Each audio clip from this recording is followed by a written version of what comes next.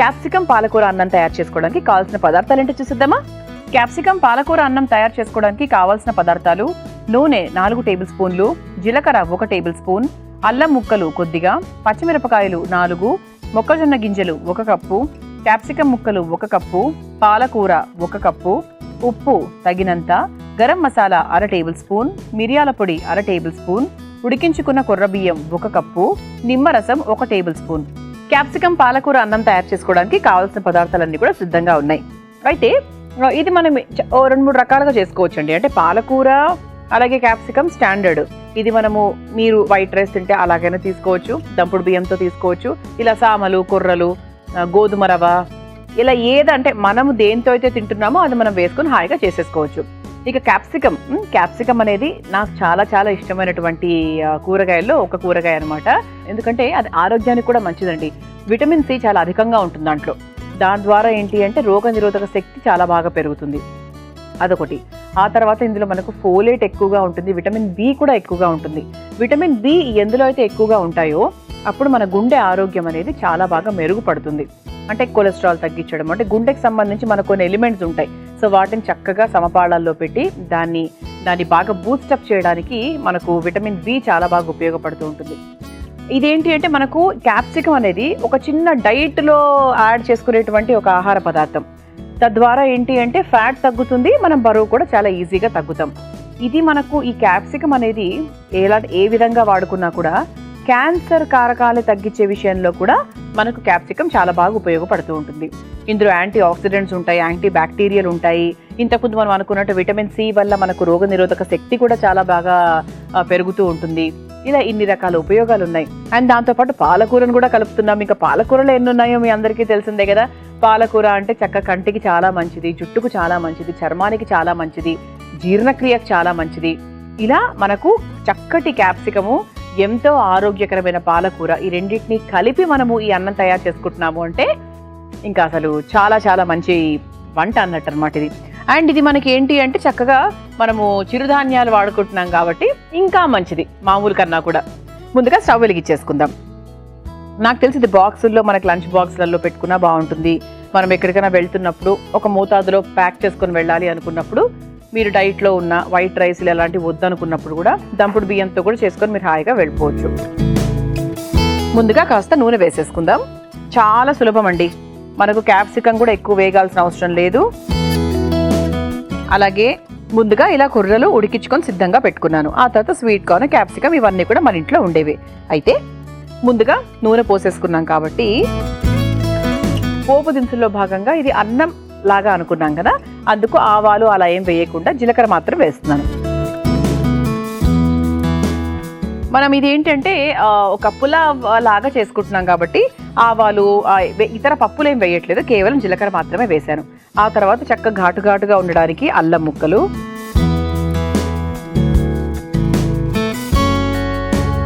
ఆ తర్వాత పచ్చిమిరపకాయలు,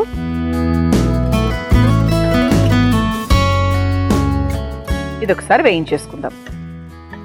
ఇది పిల్లలకు కూడా చాలా బాగా నచ్చుతుందండి, చాలా చాలా బాగుంటుంది. ఆ తర్వాత మనం ఏం చేద్దామంటే స్వీట్ కార్న్ వేసుకుందాం. స్వీట్ కార్న్ కూడా మనకి ఒక 2 మినిట్స్ వేగితే సరిపోతుంది. ఇది ఏంటంటే పిల్లలకు మనం పెడతాం కాబట్టి పిల్లలు కూడా ఇష్టంగా తింటారు, వాళ్ళకి ఇష్టం కదా స్వీట్ కార్న్. సో వాళ్ళు కూడా ఏంటి అంటే ఇదేదో బాగుంది అని చెప్పి చక్కగా ముందు అవి ఏరుకొని తినేస్తారు నాకు తెలిసి. అయితే ఆ తర్వాత చక్కగా అన్నంలోకి వస్తారు. అయితే మామూలుగా అందరికీ అలవాటు ఏంటి అంటే అన్నం తినాలి పిల్లలు, అన్నంతోనే బాగుంటుంది, అన్నం తినాలి ఖచ్చితంగా. పిల్లలకి కార్బోహైడ్రేట్స్ అనేవి చాలా చాలా ఇంపార్టెంట్. అంటే వాళ్ళకి నిత్యం వాళ్ళు ఆడే ఆటకి తగ్గట్టుగా వాళ్ళకి ఆహారం కావాలంటే కార్బోహైడ్రేట్స్ అనేవి చాలా చాలా ఇంపార్టెంట్. అది పక్కన పెట్టేస్తే కూడా ఎప్పుడైనా అంటే వారానికి 2 లేదా 3 సార్లు ఇలా చక్కగా కుర్రలు లేదంటే సామలు ఇవన్నీ కూడా మనము నిత్యం ఇస్తూ ఉండాలండి. వాళ్ళకి అలవాటు చేయాలి చిన్నప్పటి నుంచే. ఒకటేసారి ఒక 30-40 ఏళ్ళు వచ్చిన తర్వాత ఇప్పుడు సామలు తినాలి, ఇప్పుడు కొర్రలు తినాలి అనే ఒక అవగాహన వచ్చినా కూడా అది తినడం కొంచెం కష్టంగా ఉంటుంది. అందుకే చిన్నప్పటి నుంచి అలవాటు చేసేసామనుకోండి హాయిగా ఉంటుంది. స్వీట్ కార్న్ కూడా కొంచెం వేగిపోయింది. ఇప్పుడు మనందరికీ చాలా ఇష్టమైనటువంటి మన వంటలో ముఖ్యమైన పదార్థం క్యాప్సికమ్ని కూడా ఇలా మనకి మీడియం సైజులో, మరీ పెద్దగా కాకుండా ఇలా మీడియం సైజులో కట్ చేసుకొని వేసేసాను. మీరు ఇంకా చిన్నగా కావాలి, మన పిల్లల పాయింట్ ఆఫ్ వ్యూ మాట్లాడుకుంటే కనుక ఇంకా చాలా చిన్న ముక్కలుగా చేయాలి అంటే కూడా మీరు చేసేసుకోవచ్చు. సన్నగా స్వీట్ కార్న్ ఏ సైజులో అయితే ఉందో ఆ సైజులో కూడా మీరు చేసుకోవచ్చు. ఇది ఒకసారి బాగా వేయించేసుకుందాం. మన క్యాప్సికం కూడా చాలా త్వరగానే మగ్గిపోతుంది, ఎక్కువ టైం కూడా పట్టదు. అందుకే మనం త్వరగా చేసుకునే కూరల్లో కొన్ని మాత్రం మనకు చాలా ఆడవాళ్ళందరికీ సహాయం చేస్తూ ఉంటాయి. అందులో ఏంటి అంటే ఒకటి క్యాప్సికమ్, ఒకటి వంకాయ, చాలా ఫాస్ట్గా అయిపోతుంటుంది. ఇలా ఒకసారి వేయించేసుకున్నాం కదా. ఇప్పుడు ఇందులో మనం పాలకూర కూడా వేసుకుందాం. ఇక పాలకూర అయితే ఆకుకూరల్లో రాజా లాంటి కూర. మన ఒంట్లో ఎటువంటి నీరసం ఉన్నా, రక్తం తక్కువగా ఉన్నా, డయాబెటీస్ ఉన్న వాళ్లకు, ప్లేట్లెట్ కౌంట్ తక్కువగా ఉన్న వాళ్లకు, విటమిన్స్ తక్కువగా ఉన్న వాళ్లకు, ఇలా ఇంతమందికి పాలకూర చక్కటి సహాయం చేస్తుంది. పాలకూర సూపు, పాలకూర జ్యూస్, పాలకూర కూర, పాలకూర పచ్చడి, ఇలా ఇన్ని రకాలు చేసుకోవచ్చు పాలకూరతో కదా. ఇలా పాలకూర మనకు సాలడ్స్లో కూడా మనం వేసుకొని తింటూ ఉంటాము. ఎక్కువ ఉడకాల్సిన అవసరం లేదు, చక్కగా కడుక్కొని ఒక్క నిమిషం పాటు ఉడికితే సరిపోతుంది. అలా మనం పాలకూరను కూడా వేసి చేసుకుంటున్నాము ఈ అన్నం అని. 1 కప్పు పాలకూర వేసేస్తున్నాను. అది ఎంత వేసినా కూడా చాలా దగ్గర పడిపోతుంది కాబట్టి మీరు 1 కప్పు కాదు 1.5 కప్పు వేసుకున్నా కూడా ఇబ్బంది ఏం లేదు.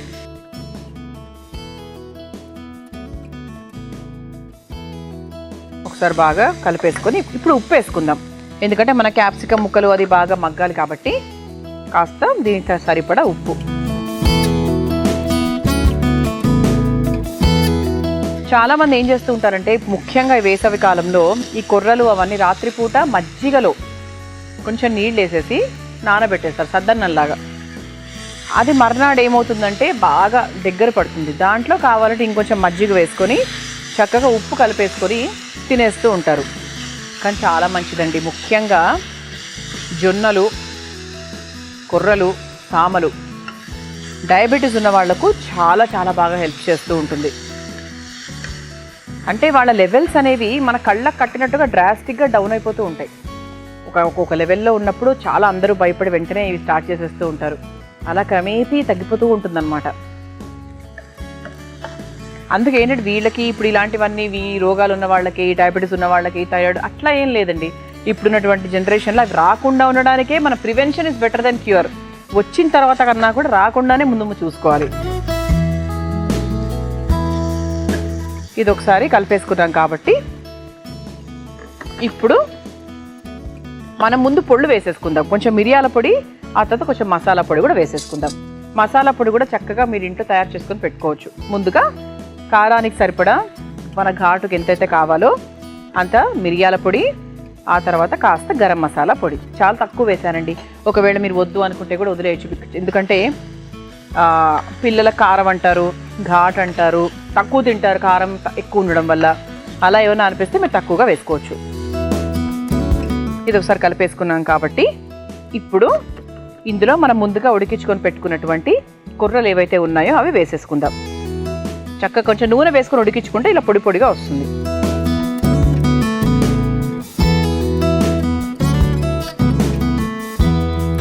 ఒకసారి కలిపేసుకుందాం. ఆహా, చూడ్డానికైతే ఎంత మంచిగా ఉందో, అసలు వెరీ అట్రాక్టివ్, ఆకర్షణీయంగా ఉందన్నమాట. ఇలా చక్కగా ఒకసారి కలిపేసుకున్నాం కదా. దీన్ని ఒక 2 నుంచి 3 నిమిషాల వరకు మూత పెట్టైనా మూత తీసాను, ఇబ్బంది ఏం లేదు. అలా చక్కగా వదిలేస్తే మనం వేసిన పొళ్ళు, పాలకూర ఇవన్నీ కూడా ఇంకా బాగా మగ్గి మంచి రుచికరంగా ఉంటుందన్నమాట. మనం క్యాప్సికము, పాలకూర, ఉడికించినటువంటి కుర్రలు ఇవన్నీ వేసుకొని మసాలా పొళ్ళు కూడా కావాల్సిన వేసేసుకొని చక్కగా కలిపేసుకున్నాం. ఇప్పుడు చివరిగా మనం స్టవ్ ఆఫ్ కూడా చేసేసుకోవచ్చు. స్టవ్ ఆఫ్ చేసేసుకొని నిమ్మరసం గింజలు తీసేసి చక్కగా నిమ్మరసం పిండేసుకుందాం. ఇది మనకు జస్ట్ ఒక రుచి కోసం, అందరికీ ఇష్టమే నిమ్మరసం పిండితే రుచి. కొంతమందికి ఏంటి అంటే అది అసలైన రుచిని కన్నా ఇది ఎక్కువ వస్తుందని చెప్పి కొందరు అవాయిడ్ చేస్తూ ఉంటారు. సో ఒక చూసుకోండి, మీ ఇష్టం. ఇప్పుడు మనం చక్కగా కలిపేసుకున్నాం కాబట్టి ఒక ప్లేట్లోకి తీసేసుకుందాం. కివీతో అలంకరించబడినటువంటి మా ప్లేట్లో క్యాప్సికం పాలకూర అన్నం. ఎంత కలర్ఫుల్గా ఉందో చూసారా, ఎల్లో కలర్, గ్రీన్ కలర్, మధ్యలో చక్క కుర్రలు.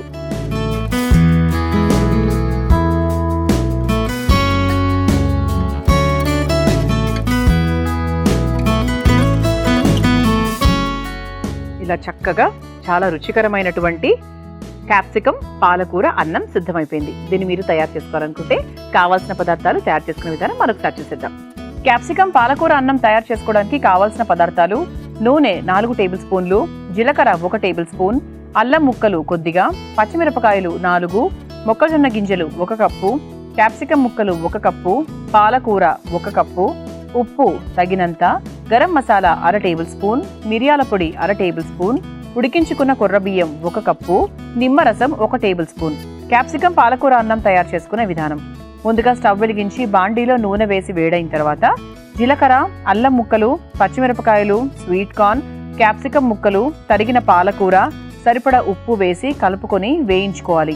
ఇప్పుడు అందులో కాస్త మిరియాల పొడి, గరం మసాలా, ఉడికించుకున్న కొర్ర బియ్యం వేసి బాగా కలిపి కొద్దిసేపు మగ్గించుకొని చివరిగా నిమ్మరసం వేసి ఒక సర్వింగ్ ప్లేట్లోకి తీసుకొని సర్వ్ చేసుకుంటే క్యాప్సికం పాలకూర అన్నం రెడీ.